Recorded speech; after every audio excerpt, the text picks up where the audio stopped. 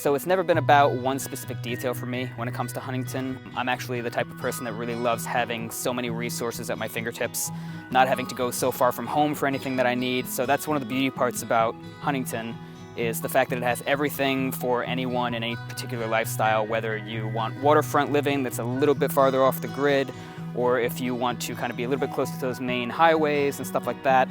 Even if you love a diverse restaurant scene, or if you want to go see your favorite band or your favorite comedian perform live, you don't really have to go all the way to the city to be able to do that in Huntington. Everything's kind of right here. And even though I don't commute to the city anymore, I did once, however, I do know the value of being able to get a seat on your morning commute. So Huntington having its own train line might be a small detail, but it is a big detail in the grand scheme of things to me. My favorite restaurant has to be Restaurant Joannina in Huntington Village. I've been there countless times, and even though I started off eating all their pizza all the time, the chicken scarpariello is the best dish in the entire village, in my opinion. But you have to try it on your own, I guess.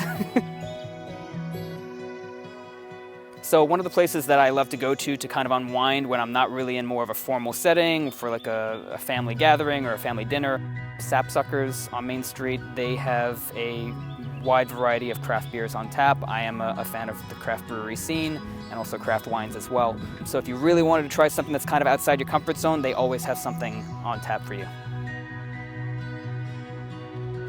If I were to recommend any one hidden gem in Huntington, would have to be Kerber's Farm. Even though it's not necessarily in Huntington Village where there are a lot of gems, this is kind of off the beaten path on Pulaski.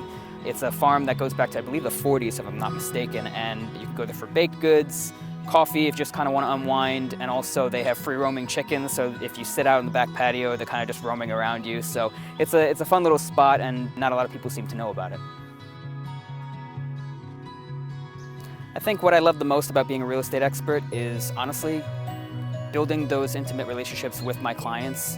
Whether you're a first-time home buyer or you're working on downsizing or whatever phase of life that you're in, you definitely do need some kind of, not just an area expert, but also somebody who's going to kind of hold your hand through the process. I think everybody really needs that kind of guidance, because it is a scary process, and for most people this is the biggest financial and personal decision that they'll make.